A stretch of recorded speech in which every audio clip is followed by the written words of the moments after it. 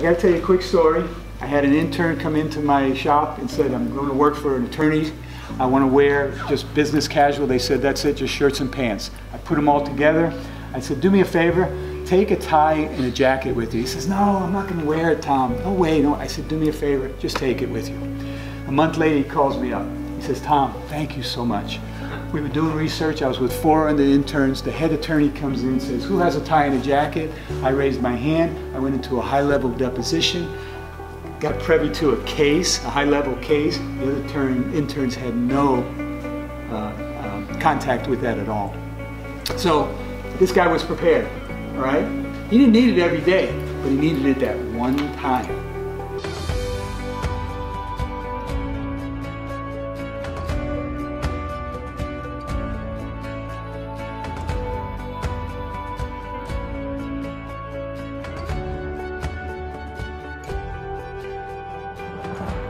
Good afternoon, everyone.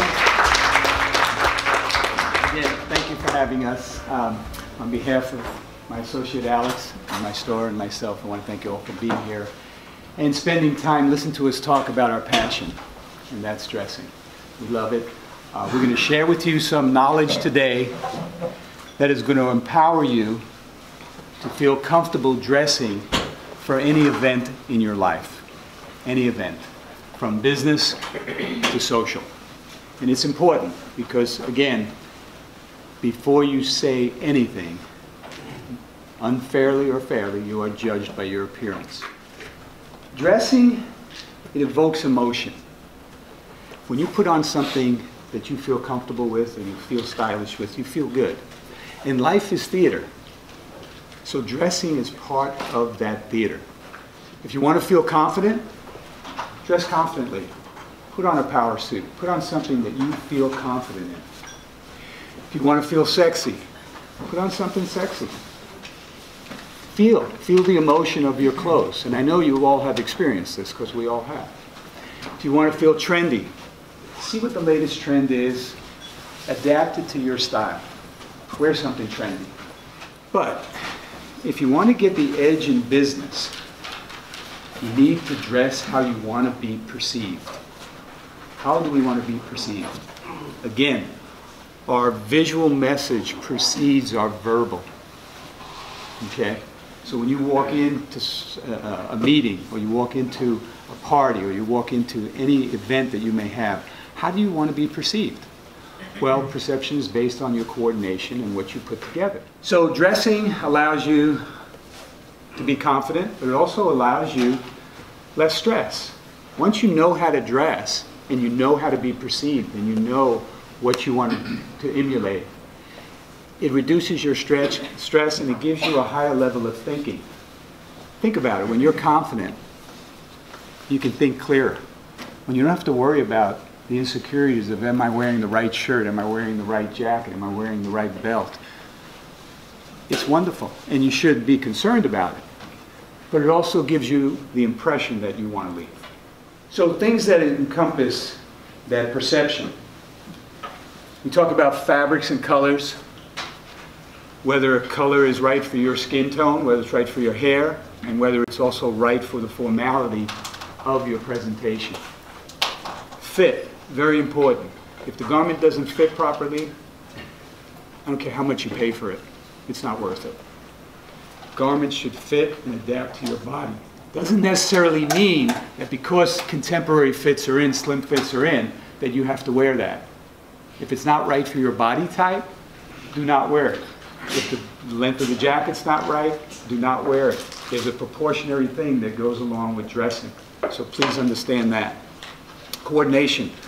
Again, colors that work for you, and also colors that are right for the situation that you're in. If you're in a conservative situation, I really wouldn't walk into the room wearing a bright red tie. I just don't think it's proper, or a flowered yellow tie, whatever it is. So the same thing with shirts, and I'll go over colors and what they mean. Color is a subliminal thing. A lot of people aren't even aware that they react to color. White is always going to be a dressy color. If you're doing a speech, or if you're the lead, then you might want to wear white because it commands more attention. When you get into blues, they're approachable. They're visually accepted, and it's a comfort color. People feel very, very comfortable if somebody is coming in with blue, especially a powder blue or a medium blue. And then when you get into pink and lavender, you're talking about festive colors. Colors that are more joyous and allow you to wear to a wedding or to a party. You can wear lavender in business all year round if you feel that day you want to show that color and be a little more festive at work. Pink is more for spring and summer, not so much for fall. But pink is a great wedding color. So let's talk about darker colors. Navy blue, charcoal gray, black. I consider these more trend colors, meaning they're more fashion forward, and they're more evening colors. They're also sexier colors. So you can take a navy suit and do a navy shirt, a navy tie. We call these looks monochromatic, which means that they're all of the same shading of the same color. And monochromatic could also be dark against light too, of the same shadings, as you see here. Charcoal gray with a light gray, okay? Black on black, very cool, very trendy, very evening-ish. So fit is king. Again, I'm going to reiterate that find yourself a tailor, find somebody who can fit you properly, and pay attention to details. Pay attention to how much your cuff comes out of your jacket. Pay attention to how much your shirt matches your jacket. Pay attention to these details, the length of your coat, the length of your pant, the width of your pant, because your body type will predicate that fit. All right, based on body type, we talked about the slim fit. Shorter jacket, even the jacket could be even a little shorter than this on some slim fits. Tighter arms, more shapely in here. This guy's very thin, he can wear that very easily. I had an incident with a student this morning where he was a little bit bigger in the chest and the shoulders, and we put him in a contemporary fit, which is going to accommodate his chest. It's more of an athletic build. If you have some lats, you have some chest on you have some shoulders, you may want to consider this fit, the contemporary fit. If you're a little bit bigger and you're worried about things pinching too much, especially when you're sitting, then you may want to go with a classic fit, which has a little bit deeper armhole and a little bit more chest. But as you notice, pretty much all the jackets are crotch level. You know, they can be shorter, and depending on your build, they can be longer also. Pants. All right, the slim cut pant, very tight, shorter, probably doesn't even touch his shoe when he's standing there.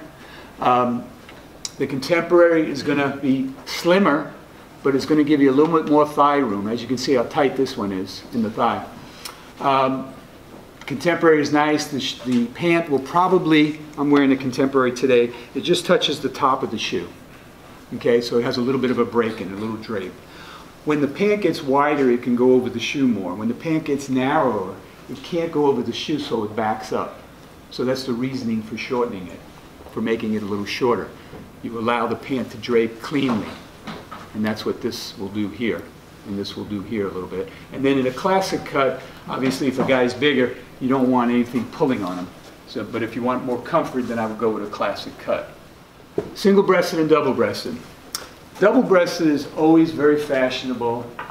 It's always in better menswear. It's always a little bit more fashion-forward, and it's always a little dressier. So if you're wearing double-breasted, especially because you have to mostly keep it closed, it's a dressier look. You're buttoned up. That's a dressier look than unbuttoned. So, you know, double-breasted, you have to feel it. You have to feel the style when you put it on. It gives you more of a V look because the buttons, this is called a 6-on-2. 6 buttons, 2 to button. You also have 6-on-1, where the button is lower and it's just one button buttoning. Okay? If you have more up top, you may not want that, men and women, because that one button will open, the top of the jacket will open up more. Okay? Single-breasted is always in style.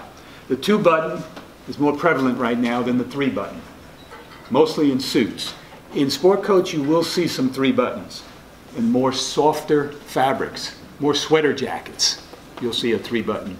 It's called the 3-button roll, where the lapel will roll to 2, but when you want to button it, it'll close to 3. Okay? So it's called a 3-button roll. Rolls to 2, button to 3. Always, always leave the bottom button open on any jacket that you wear. All right, collar types. So I talked about round faces and long faces.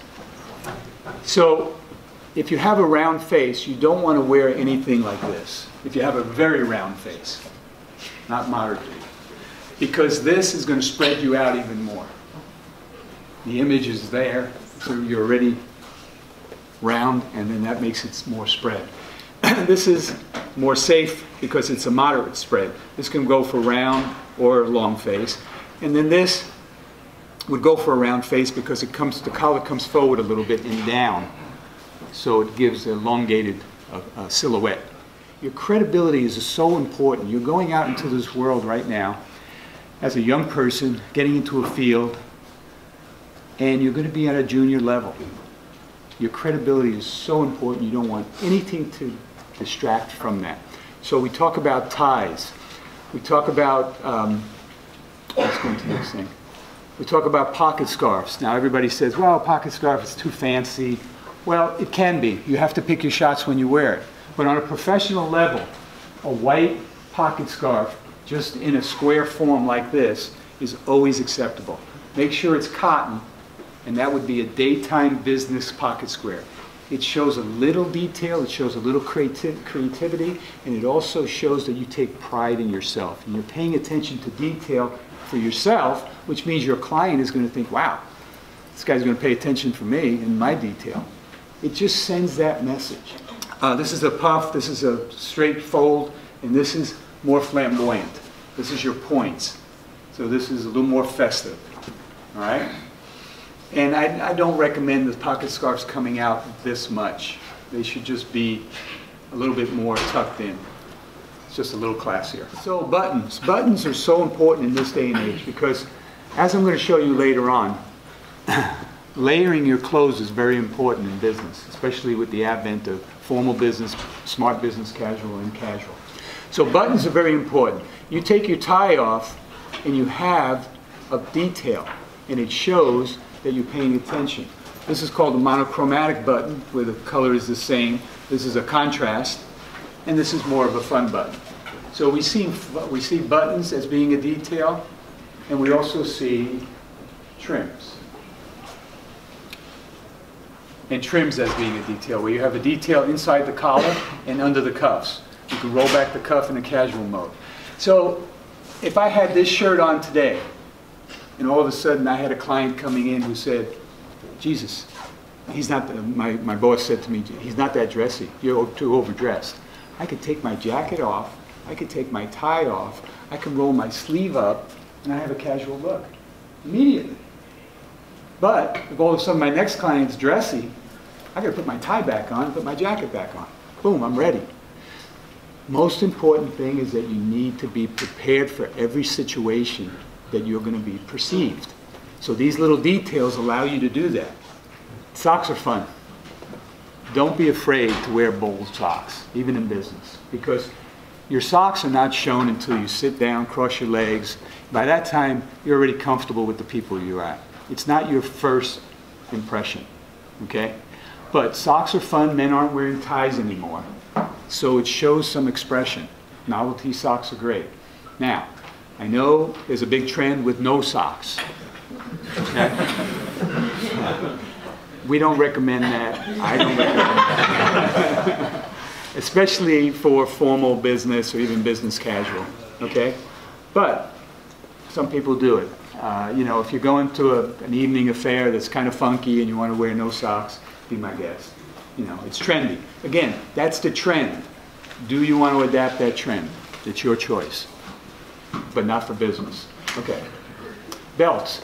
Dress belt, business casual, casual. A dress belt is either a solid, an alligator, or a lizard. It's a slicker look. It's a cleaner look. The buckle is not ornate. A business casual, this is a suede belt. It has a texture to it. So the lead and the leather could have a weave or a small weave or a texture to it. Casual belts usually are cloth and leather woven together. Something could have more color also. Could be your expression in a casual outfit, since you just have maybe a shirt and a pair of pants on. The belt can be your detail. But again, these are details that you need to pay attention to in the right category. Okay. Watches. Great dress watch. Can be worn during the day. It's a little elegant for daytime, but if you're business formal, great watch. Now, I know a lot of guys are into watches. They collect them. They really get into it. But if you're wearing a chunky watch like this with a tailored fitted suit, it's just not right. You know, it just doesn't come off right. It comes off too ornate, too casual. I would recommend, obviously, and initially when you start, you want to tone down. You want to tone down everything. You want to be respectful, and you want to get that respect. You don't want to overshadow anybody initially. Look at the way people are dressed around you. Look at the way the dress code is, and adapt to that. Later on, when your knowledge is what they want the most, you can wear anything you want. Steve Jobs, Zuckerberg, you know, they can wear anything they want. All right, the difference between fashion and style and fashion. I've mentioned a few of these things. I just want to go over it real quick again. Fashion is the trend. Style is you. Style is how you adapt that fashion to you. Okay? If ripped jeans are hot, that's a trend. But jeans are still popular.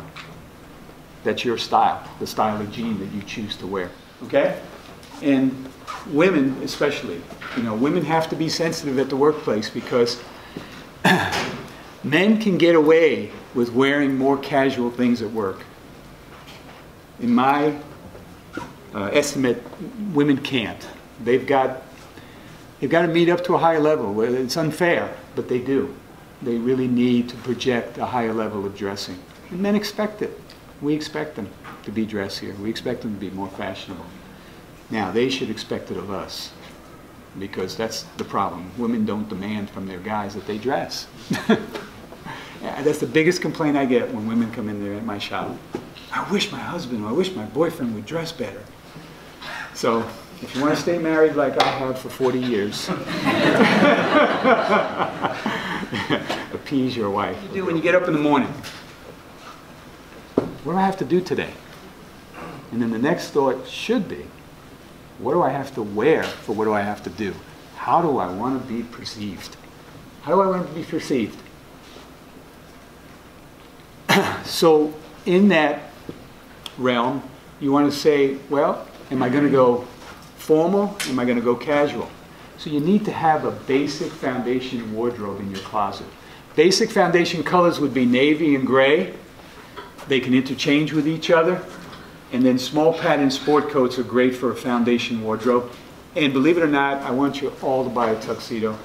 Don't keep wearing somebody else's tuxedo for $200 every time you shell it out. Buy an $800 tuxedo, get a beautiful tuxedo, and have it in your closet. These are things that are in your closet. You're going to say, well, I don't know where I'm going to wear that. Your life is going to change. You're going to leave this school. You're going to get invited to art gallery openings, weddings, engagement parties, events, memorials, all kinds of events, vacations. You need to be prepared. So many guys say, oh, I can't go out. I can't go to that function. I don't have anything to wear. Well, dude, you should have thought of that a long time ago. And you should have put in your closet some basic things that you can run to. So you can make a basic blue suit and gray suit more flamboyant and trendier. If he took this gray suit and wore it with that dark navy shirt or a black shirt, it's an evening sexy look to go out in. But in the daytime, he's more professional. Same thing with this gentleman. He can wear a pink or a lavender shirt with the blue and go to a wedding, and they won't say, oh, he just came from work. I don't know if you're going to get into this, but the number of options for all four of these in terms of custom made, the number of stores offering it. Yeah. For online, there's 6 million startups that are trying to sell you this. So yeah, the problem, I recommend, because I have a shop, to go get fitted. And the problem with online and with suitings and clothing is it just doesn't fit properly. it's never going to fit properly. You need to have a tailor. You need somebody to fit you, to get your body type right. Someone who understands your body so that they can make the balance of the garment correct for you. Balance is very important. Like I said, you can buy a $2,000 suit, but if it's not fitting properly, it's a waste. Okay? So I recommend going into a shop. And as far as price points, anything really under $500, $600 is going to be not made that well. It's very important when you get a garment to pull away the front and the back of the garment. Make sure it pulls away. Make sure it's not glued together. Because when it's glued together, it looks great. Those are those Men's Warehouse, you know, $1.99, get one free, whatever it is. They've got so much junk inside to make them look good when you first put them on, and then they break down. A good suit doesn't have a crease in the lapel. It has a roll. That's because it's hand rolled. Hand-picked stitching on the edge of a jacket, even in women's wear, is a great detail. It gives it some more dimension. Okay, so that's a great question. It also depends what kind of experience you want as a consumer too. Yeah, you know? yeah. I mean, if you want to buy online and you like that convenience and you don't really value it, and that's fine. That's just your opinion. But you know, getting fitted, you know, coming into a store, you know, having a tailor, getting served a glass of wine, like having the whole experience. Yeah, it's a great experience. It's a great experience if you're dealing with professionals. I mean, and we do wardrobing for everybody. I've been helping people for over 40 years, the same people now I'm helping their sons and their grandsons and everything. And it's a wonderful, rewarding thing because we share your events. If you're going to get married, I'm going to share that with you. We don't scale as fast, but we care, you know, and that's what we want. Yeah. If you're going on vacation, I'm going to dress you for everything. Dark jeans. I would always buy a pair of dark jeans because they're dressy. You can travel with them. You can go to a casual business meeting with them. You can put a blazer on top of them, and they work for every occasion in the business casual or smart casual mode. Gray suit, like I said, there's your dark look, and there's your business look. Tuxedo, blue, black, both are acceptable. Dinner jackets. Dinner jackets are fun because you can take the tuxedo pants that you have and wear something a little bit more festive and more pattern. You can wear velvet, you can wear a paisley jacket, and you can also wear a white dinner jacket, and there's your shawl collar. All right, Goldman Sachs. I don't know if you've all read this last couple of weeks. They came out, they're relaxing their dress code. Their quote is, we're doing a firm-wide flexible dress code. Well, they've opened up a can of worms because they want it to be, please dress in the manner that is consistent with your client's expectations. Well, those expectations are judged by you, okay? So they've made things more complicated now, and this is where I get into having your foundation wardrobe and also layering your clothes. It's very important that you use proper judgment for each customer because this is going to build the respect with your clients. So formal business, navy gray. Also you can do a blazer and a pair of slacks. But formal business usually means shirt and tie. White tie is tails for tuxedos. It's a white piqué bow tie and a white shirt. White piqué shirt, and the tails, it's a short front of the jacket and the tails are long. Very rarely will you ever need that. If you do, that you rent. Okay? Black tie is tuxedo, but you don't have to wear a black tie. Depending on the event, if it's a conservative event, you may want to come classic with the black tie. If it's black tie and it's a festive event, you want to do some personality in your tie, okay? And the vest and the cummerbund. All right, formal dress shoes. We've talked about black shoes. This is a wingtip or brocade top. You can wear this shoe with any formal suit, and it gives a little bit more style to it. It's a little bit more conservative look. I like the cap toe like this, just in a black shoe, because it works with tuxedos, it works with everything. This is your most versatile, fashionable color right now. Wear this with every color during the day. At night, you may want to go to black. Loafers are for your sport coat look. Smart casual. This is probably going to be your most versatile section. You're going to wear more of a layered look here. So I advise you to buy a sport coat that can top any shirt that can top any sweater, can top any vest, okay? And that you can travel with. Smart casual shoes, really hot right now. Any kind of boot or chukka boot, very popular. Looks great with the narrow pant. And again, any shoe that has a little bit more detail in a lace-up can be worn with jeans. This is a great shoe with jeans. And it looks great, smart casual with a regular pair of pants and a shirt and tie, or just an open collar shirt. And then casual. What about sneakers with suits? Right. Well, sneakers with suits is I would say it's more of a trend look. So if you feel that you're confident enough to wear that, in a business formal atmosphere, I would never wear sneakers. But in smart casual, you could get away with it. I'd rather see you wear a textured shoe or a detailed oriented shoe. I think it's more fashionable and more respectful. Or a non-white sole. Yeah, or non-white sole. Sneakers and casual, great look, soft color. This is a great casual look.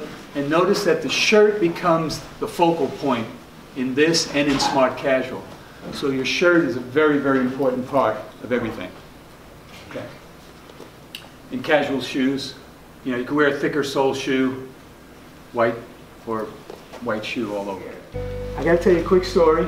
I had an intern come into my shop and said, I'm going to work for an attorney. I want to wear just business casual. They said, that's it, just shirts and pants. I put them all together. I said, do me a favor, take a tie and a jacket with you. He says, no, I'm not going to wear it, Tom. No way, no. I said, do me a favor, just take it with you. A month later, he calls me up. He says, Tom, thank you so much. We were doing research. I was with 4 other interns. The head attorney comes in and says, who has a tie and a jacket? I raised my hand. I went into a high-level deposition. Got privy to a case, a high-level case. The other interns had no contact with that at all. So this guy was prepared, all right? He didn't need it every day, but he needed it that one time. You may run into that one client